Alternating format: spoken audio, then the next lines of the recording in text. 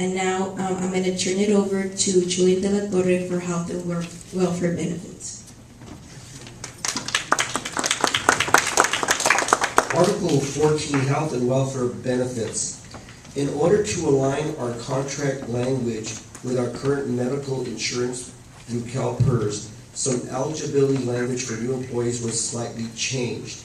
It will now read, new employees will begin health and welfare benefits from the month following the first day of employment and continue benefits through the month following the last day of employment. That, in essence, is our only change under Article 14 of our contract. Thank you.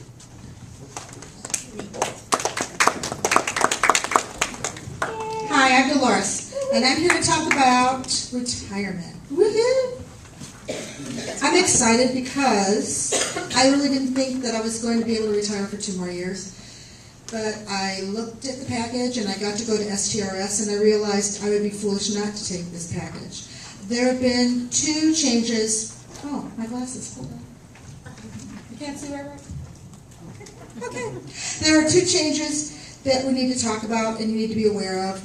The number of retirees is now 47 and we have 37 in the computer if you look on the computer. But the district has been kind enough to change the resignation deadline to April 26th by 5 p.m. And this is because it's been really difficult to get into the STRS office to meet with the counselors. And there are about 3 or 4 other districts that are doing kind of the same things we are.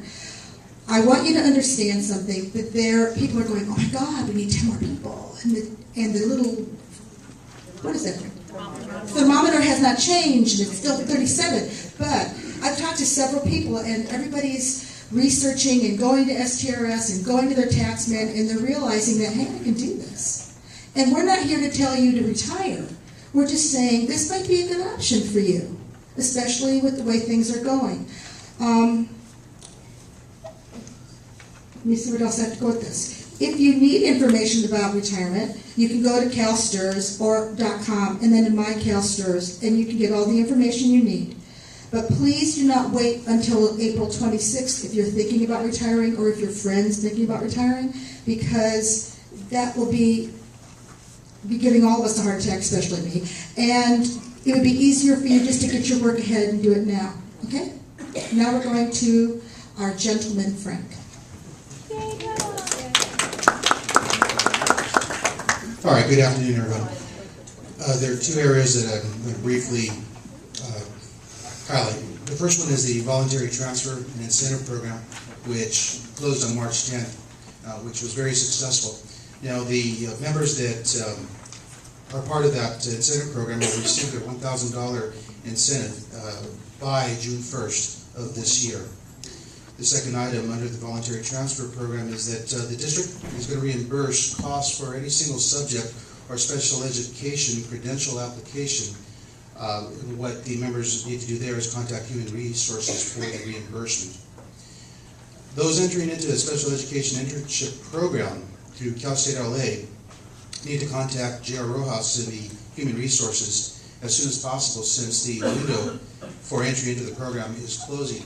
Now, our members aren't beholden to the Cal State program, but that's the university in which the district has an accommodation with, so that the window for entrance into the program was opened up for us. The second item that I want to highlight is the existing involuntary and voluntary transfer language in our contract. That will remain in effect. And just to remind you of 2 points in the language, members affected by an involuntary transfer shall be notified by May 15th of any pending transfer.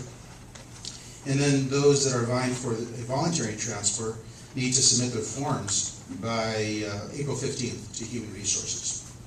All right, that does it for our summary of the contract. Madam President. Thank you, Frank. So where do we go from here? Voting will take place at each school site. At the counter, there are some envelopes still there for certain schools. If you are here from your school site and you don't see anybody else here, even if you're not a rep, please take your ballots so that you can have them at your sites, because voting will begin tomorrow. And the ballots are due at the MTA office before, no later than 2 p.m. or here at La Merced on Tuesday, March 30th at the Grievous Symposium, no later than 4:15. So you have two options. The MTA office on the 30th before 2 o'clock or here at La Merced, no later than 4:15.